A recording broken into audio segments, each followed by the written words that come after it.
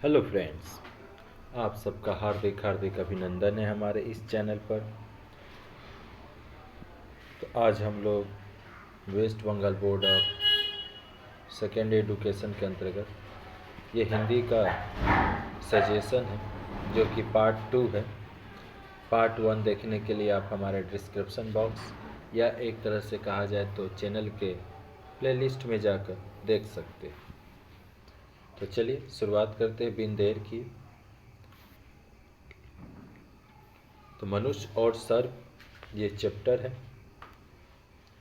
तो देखिए पहला क्वेश्चन है कि कर्ण को किस सर्प ने सहायता देने का प्रस्ताव दिया। ठीक, तो उसका नाम था, जो सर्प था उसका नाम है अश्वसेन। रेग कुटिल किसे कहा गया है?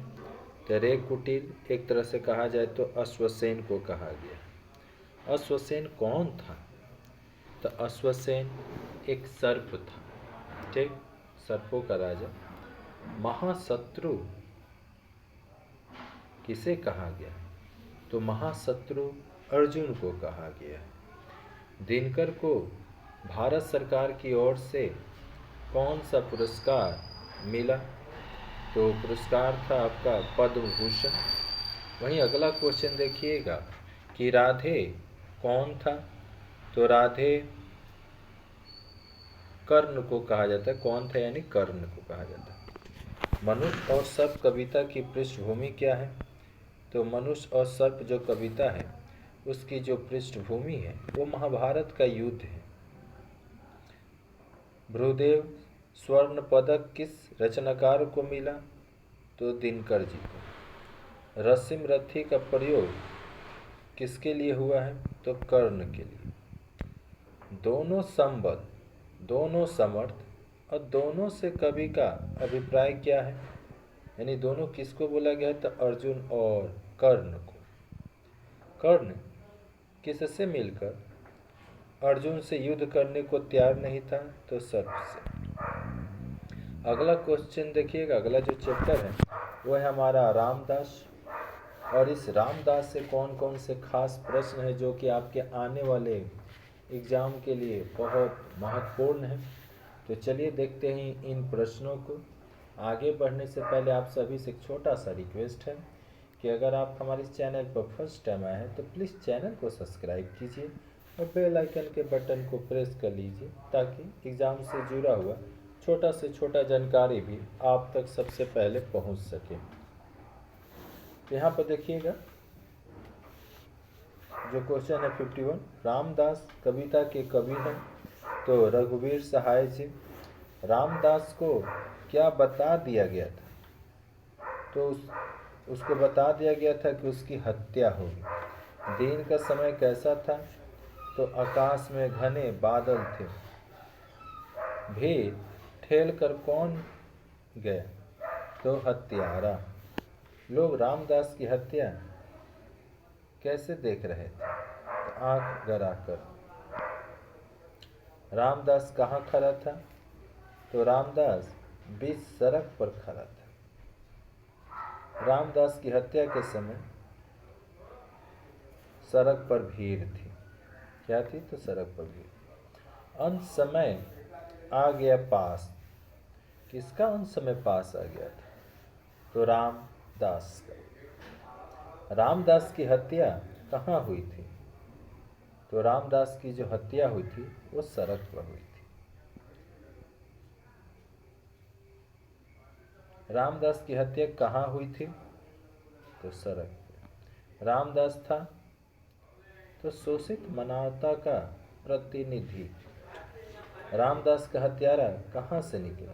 तो गली से। उसके बाद देखिएगा आपका जो चैप्टर है नौरंगिया। ठीक, ये भी इससे भी महत्वपूर्ण कुछ कुछ प्रश्न आते हैं। जैसे कि नौरंगिया मारती रहती है। किसको मारती रहती है? मत डरिए आप। अरे बिच्छू को मारती है, गोजर और सांप को मारती है। नौरंगिया की बोली कैसी है? तो मीठी है। नौरंगिया किसके पीछे भागती रहती है? भागती फिरती है तो काम के पीछे। नौरंगिया त्यौहार की रोशनी कैसे करती है? तो आँखों में जीवन के सपने लेकर। नौरंगिया के पैरों में कैसी चप्पल है?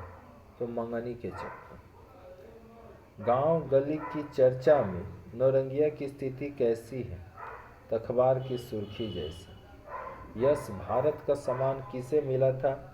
तो कैलाश गौतम जी को। नौरंगिया शीर्षक कविता के रचनाकार कौन है? तो कैलाश गौतम जी। नौरंगिया क्या सुनती रहती है? तो विविध भारती।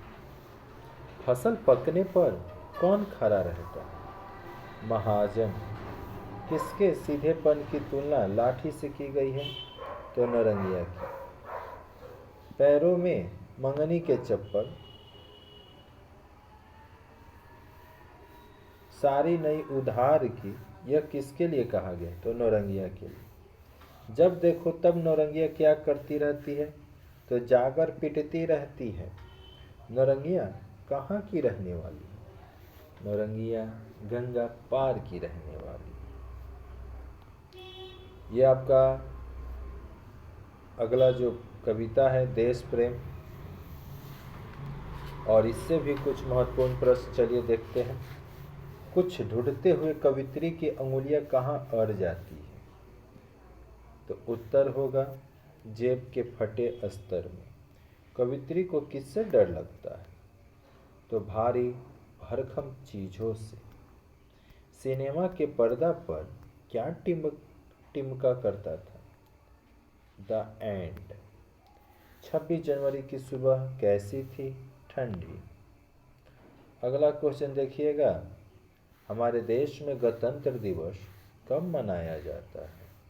ये माध्यमिक एग्जाम में भी आ चुका है, 26 जनवरी को। चिल्लर का अर्थ क्या होता है? तो चिल्लर का अर्थ होता है छुट्टे पैसे। देश प्रेम कविता की काव्य भाषा कैसी है? खरी बोली यानी हिंदी।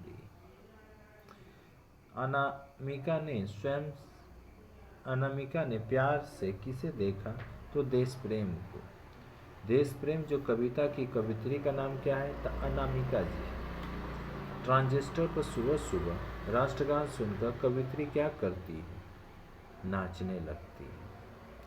तो इस वीडियो में इतना ही। अतः अगर ये वीडियो आपके लिए हेल्पफुल लगा तो प्लीज़ चैनल को सब्सक्राइब कीजिए, बेल आइकन के बटन को प्रेस कीजिए, ताकि एग्ज़ाम से जुड़ा हुआ छोटा से छोटा जानकारी भी आप तक सबसे पहले पहुंच सके। तो फिर मिलते हैं किसी नए वीडियो में एक नए टॉपिक के साथ। तब तक के लिए जय हिंद, जय भारत, वंदे मातरम।